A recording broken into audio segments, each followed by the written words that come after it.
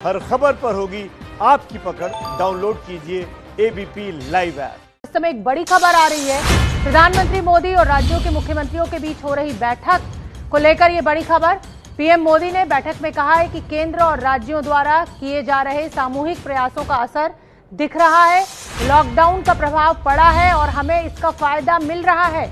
प्रधानमंत्री मोदी ने यह भी कहा कि पूरी दुनिया में लॉकडाउन सबसे ज्यादा कारगर रहा है और भारत दूसरे देशों की तुलना में बेहतर स्थिति में है। विकास भदौरिया मेरे सहयोगी मुझसे जुड़ रहे हैं ज्यादा जानकारी लिए हुए। विकास भदौरिया, इसमें तो कोई शक नहीं है कि भारत बाकी देशों की तुलना में बहुत बेहतर स्थिति में है और अगर क्रेडिट किसी चीज को जाता है तो वो प्रधानमंत्री के उस फैसले को जाता है जिसमें पूरे देश में संपूर्ण लॉकडाउन का ऐलान किया गया था। या देखिए, बिल्कुल, और इसी बात को प्रधानमंत्री ने सभी राज्यों के मुख्यमंत्रियों के साथ बैठक में दोहराया। उन्होंने कहा कि लॉकडाउन का जो असर दिख रहा है उसके प्रभाव को हमें उसका लाभ लेना चाहिए। ये सामूहिक प्रयासों से ही संभव हुआ है। उन्होंने खुद क्रेडिट नहीं लिया बल्कि सभी को क्रेडिट दिया। सभी राज्यों के मुख्यमंत्रियों से कहा कि जो सामूहिक प्रयास हुए हैं लॉकडाउन को कारगर बनाने के लिए, उसका असर है कि आज हम दुनिया में सबसे बेहतर स्थिति में है। दूसरे देशों के मुकाबले हमारे यहाँ पेशेंट्स कम आए हैं, हमारे यहाँ मरीजों की तादाद कम है। जो औसत है मरीजों के डबलिंग का, वो भी काफी पीछे गिर गया है। हाँ, विकास भदौरिया, ये जो बात प्रधानमंत्री के द्वारा कही गई कि लॉकडाउन के चलते ही हम बेहतर स्थिति में हैं, इसके क्या मायने निकाले जाएं? क्या 3 मई के बाद लॉकडाउन को आगे बढ़ाया जा सकता है? क्या इसको लेकर कोई जानकारी, और अगर खोला जाएगा तो किस तरीके से, क्या प्लानिंग है खोलने की?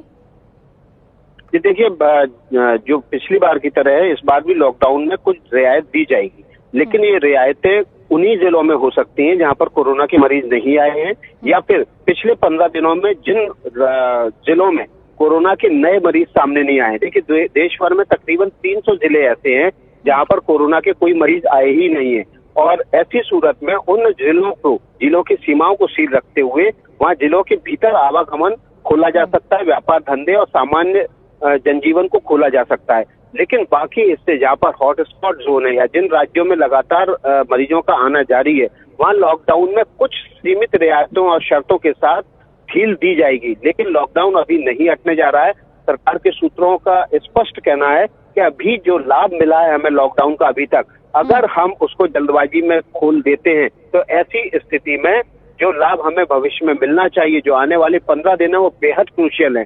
वो लाभ हम उसका फायदा उठाने से चूक जाएंगे, और इसलिए अभी सरकार के सूत्रों का कहना है कि लॉकडाउन पर सीमित शर्तों के साथ और सीमित रियायतों के साथ छूट मिलेगी, लेकिन लॉकडाउन खत्म नहीं होगा।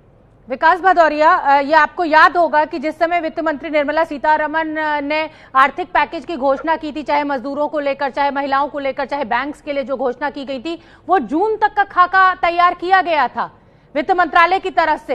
तो कहीं ना कहीं एक संदेश हमें उसी समय मिल गया था कि आने वाले 2 से 3 महीने बहुत मुश्किल होंगे देश के लिए, सरकार के लिए भी और नागरिकों के लिए भी। लेकिन अगर कोरोना से लड़ना है तो इसके अलावा कोई और विकल्प न सरकार के पास है और न नागरिकों के पास। देखिए, सरकार ने जो तैयारी की थी वो ऐसे संक्रमण की स्थिति पर देश भर में और विदेशों में जो तमाम विशेषज्ञ हैं और ऐसी एजेंसियां हैं जो इस तरह के संक्रमण पर काम करती रहती हैं, उनसे सलाह मशवरा करके ली थी।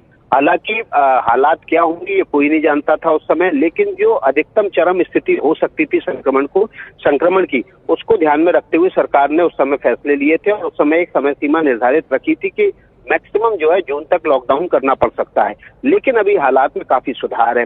ऐसी सूरत में अभी सिंगापुर के एक इंस्टीट्यूट की रिपोर्ट आई है जिसने ये कहा है कि 21 मई तक भारत में जो कोरोना का संक्रमण होगा वो खत्म हो जाएगा, 97% तक खत्म हो जाएगा। यानी कि सिर्फ 3% मामले ऐसे बचेंगे जो इक्का दुक्का शहरों में संक्रमण से जुड़े हुए आते रहेंगे, और सरकार उनको समय पर उनकी पहचान करके उसको रोक पाएगी। तो जो लॉकडाउन का लाभ मिल रहा है उसका फायदा न केवल आने वाले समय में उठाना है, न बल्कि उसके साथ साथ भविष्य की रणनीति के तहत, भविष्य की रणनीति के लिहाज से भी ये बेहद महत्वपूर्ण हो जाता है कि सभी राज्य मिलकर लॉकडाउन अभी खोलने की जिद ना करें। बहुत बहुत धन्यवाद विकास भदौरिया। बड़ी बात कि अभी राज्य सरकारों को थोड़ा संयम बरतना चाहिए, लॉकडाउन खोलने की जिद प्रधानमंत्री मोदी के सामने नहीं करनी चाहिए।